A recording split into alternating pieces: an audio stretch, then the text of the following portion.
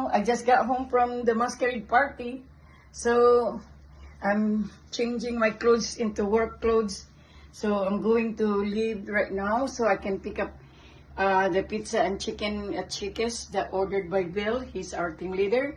He's trying to recognize our hard work, all the employees. So he's treating us for pizza and chicken for dinner at work. So help me to come get my pizza at Shakey's.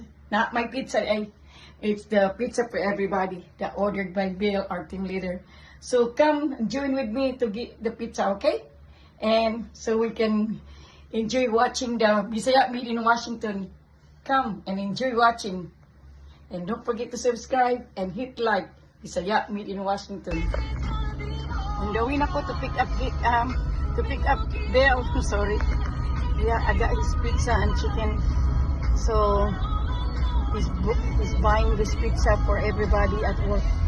He's a good team leader. He wants us to be happy because we work hard.